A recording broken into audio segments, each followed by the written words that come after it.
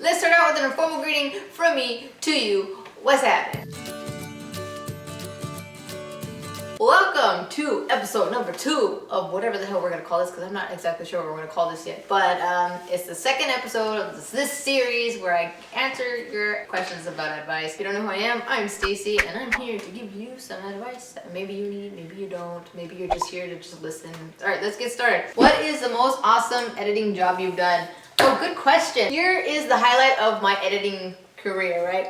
I did some work for one of my friends. He ended up moving to Marina Del Rey and he started working for this man full-time, being his camera guy. Then he contacted me to do some work for him, some editing work, because he was like working like 27-hour days. It was crazy. He was going like no sleep, just work, right? Point is, they liked the work that I did and he invited me on the trip that they were going to, because essentially this man wanted to be the very first person to use stem cell research and all that for the purpose of anti-aging. So he had gotten all the stem cells injected in him, and we ended up going to like a whole bunch of places around the world, and I was working, editing, doing that, and he had a private jet, freaking amazing, gorgeous jet. And so I was like flying in style, you know, so cool. And I was flying with my friend, then I met another friend who was a photographer, and then my friend was a videographer, and I was the editor. And I mean, we both edited back and forth, but we got to stay in some of the most gorgeous places that I had ever been to. We went to Turks and Caicos, which is like my dream, like want to go back ASAP place. We went to China, we went to Guangzhou, Macau, and then we ended up going to Hong Kong, and then we went to Shanghai. Oh, we went to South Korea too. We went like all over the place. We went to Dallas, Houston, Miami. We went to Russia, we went to Vancouver, we went to Vegas. And I was gonna go to NYC then, but I didn't. But the whole point of that was that I absolutely loved that moment in time when I was doing what I loved and I was getting paid and traveling and getting to experience things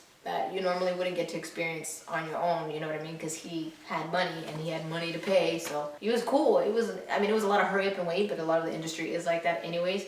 So it was a good learning experience, and it was fun. Facebook thinks I'm cool because it says a conversation started. 50 comments so far. What? Okay, next question. Jess, Rooney. How can I start talking to a girl I like? Small talk. I know that people are not into small talk, but I mean small talk, like start off with an icebreaker or something. Like, I don't know. I mean, I don't know if this person, you know her, or if you just like her, or if you think she's attractive or something and you want to start talking to her. I don't know what the situation is, but if you guys have talked before, you can always just be like, hey, so-and-so, how you doing? How's it going? How have you been? Or how's this? Or if you guys have a class together, if you guys have something together, or she works somewhere, or just ask her like, okay, here's the scenario. If she works at a place and you go there and ask for her suggestion and then see what she likes and then try it, and then you can be like, oh, thank you so much for the suggestion. Or make a little joke and be like, hi, if I don't like it, I know who to blame, or something silly, I don't know. Or, you know, you can be like, dang, it's really cold outside, isn't it? Or something, I don't know. Just like, that's what I mean by small talk. Like, or comment on an article of clothing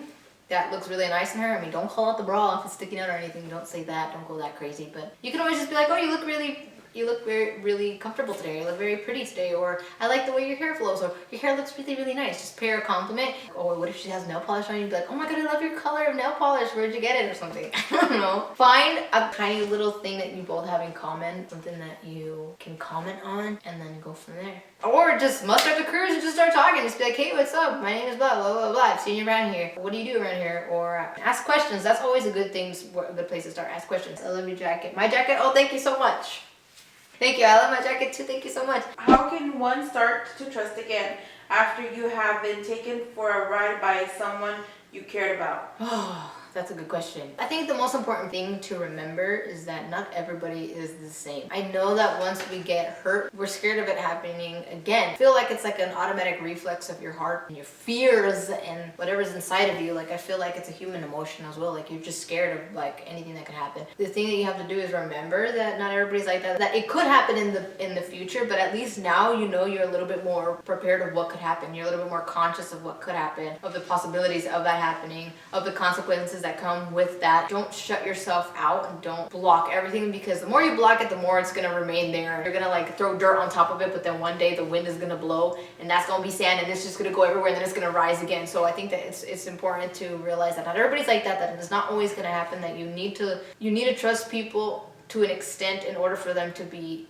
in your life, to allow them back into your life, because you just live your entire life being scared and not trusting anybody just because one person hurt you that bad. You're just gonna end up setting yourself up to fail. And I think that's the saddest thing. You just can't let that get to you. You're gonna be unhappy. Think about it. You're gonna be so unhappy if you're constantly having to put a like wall up. Some people live like that, but I know that if you're asking me, I can sense that you don't want to be that way, that you want to trust someone, but you just don't allow because this other person messed you up again. My recommendation for you would be to let go of what happened and just focus on what you want to, or what you would do better, or what you can do better, or what you learned from that experience, and apply it to your life and apply it to everything, and move forward. Because if you're stuck in the past, you're going to stay stuck in the past. You have to move forward. How can one start his or her farm? This is my best friend Tony. There's a lot of apps. There's a lot of apps that you can go Harvest Farm or Farm Harvest or whatever the heck it's called.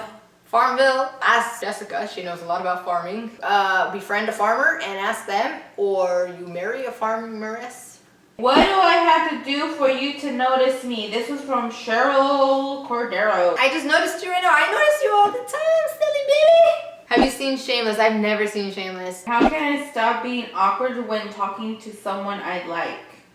You just have to put it behind you. I mean, look, I used to be a really shy person. Like, I was so shy when I was younger, and I obviously grew out of it, but not everybody's gonna grow out of it, but you can grow out of it. Does that make sense? I don't know if that makes sense, but I just feel like you just gotta go, just get it, just do it. That's all you have to do. Like, you just have to get up and do what you gotta do. And just think of it this way: if you continue to be shy, you're never gonna get that opportunity, or you might lose that opportunity. Think of it that way. You're just gonna miss out on opportunities in life. We only have one life, so I say just go and do it. Or think of it this way: somebody's gonna come in and swoop your girl or guy, so you better get on it, girl! Get on it, boy! Who is your idol when you were growing up and now? Back then, I don't really know. I can't really say like back then, I don't know, because I guess it was more like admiration rather than idolizing. Now, I thought about this so much, and I idolize my dad. I really do idolize my dad, and my mom too, for being so strong and just, she's a go-getter. Like, I don't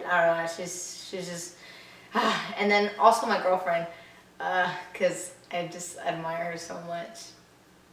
I really do. And next question. What was the first bad thing that got caught from your parents? I remember one time my sister, my middle sister, was always getting into trouble. Like, I'm the baby, right? So she was always getting into trouble. So my dad would always wait for her on the steps when she would come in at like 2 in the morning or something. They would get into it.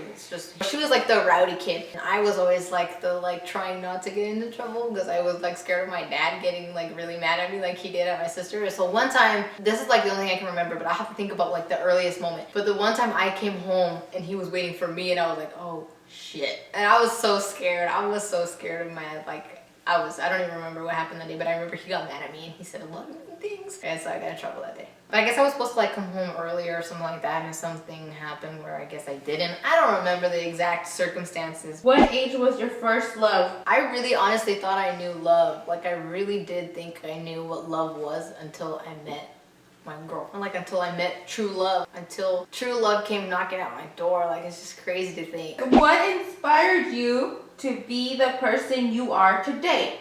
As you are an inspiration to us. Oh, well, thanks for thinking I'm an inspiration. I didn't have anyone like that I could talk to when I was dealing with my own like self issues and stuff, and like coming out and thinking and accepting myself and all that, and realizing all that stuff. I didn't have anybody. I just had myself, and that was when the internet was like barely starting to like unravel itself, and like, you know, like chat rooms and all that were happening. And so like I just had myself. I didn't have anybody to like fall back on, or to like see that there was anybody that was like me, or that like liked the same sex or whatever it was, or if I did like guys or if I didn't, or whatever was going on. Like, it was just me. I couldn't go to my mom because my mom and my dad were like super traditional, and then if I would have said anything about like that, I probably would have got my head cut off. That was my mentality back then. It was just so much that I didn't have, and I just wanted to give comfort to those who were in the spot where I was, because I know it was really hard for me. It was a sucky moment, and I learned about so much more growing, like being on YouTube and everything, and like thinking about how bad it hurts some people, and how some of them even end up taking their lives because they just can't handle it. So the fact that I was able to become an inspiration to some and a help was something that really opened up my eyes and opened up my heart even more. And I just, it feels good to give back. That's like the most simplest answer I can give is that I just love to give back. It sounds so cliche because everybody's like, well, I love to give back, or I'm a giver, or whatever it is. But like, it honestly makes me feel good to give back to those who need it, you know what I mean? And to those who don't need it, just to give. Like, I just like to be very positive. I like to be very like just helpful and like, maybe I don't have tons of money to help people. I don't have that, but I have my words and my videos and my experiences and the things that I have gone through and the things that I've seen. And if I could be your big sister, your little sister, or whatever it is, or like your cousin or whatever it is, like that's something that's very beautiful to me, and I really, really like that, and I really appreciate the feeling that I get that when some of you write to me and say like, hey, you know, like you helped me out, or you helped me like sort something out, or you helped my friend out, or my cousin, or whatever it is. Even when you tell me that your mom watches me, I think that was like one of the coolest things I've ever like gotten, that one of your moms watches me. And like somebody once told me that there's this like a Stacy chat, something where you guys go and you guys talk about me, like obviously positive things, and they were like, my mom joins in. I was like, what? This is awesome. It was really cool. That's what initially inspired me, is just the fact that I didn't have anybody. When I started talking about my situation and everything, I started realizing that it was much more than me just talking and just going on. So I realized that I could actually help. And I'm nobody big. I don't have like all this like stuff. I just realized that if I can help at least one person feel not the way I did, or feel better from the way I did back then I'm doing more than enough, and that's enough for me to like make me happy and stuff. So that's where my inspiration started. I don't know if I'm in it or not, but I have like 1% of a chance to film this because my battery is about to die and I have to go charge it. But I just want to say thank you so much to everybody who joined me in the live stream. Thank you so much who've watched this video. I hope that I helped you at least a little bit, somehow, some way, or someone that you know, or help you pass it on. So thank you so much. I'm heading out. Please show that like button, a little bit of romance. If you're not subscribed, please give that subscribe button a little love tap. And please don't forget to show all of my social medias a little bit of affection with a follow. And if there's one thing I want to call to mind, there are actually 3. No matter the highs, the lows, always be sure, always be certain to do good, be grateful, and stay humble. See you next video.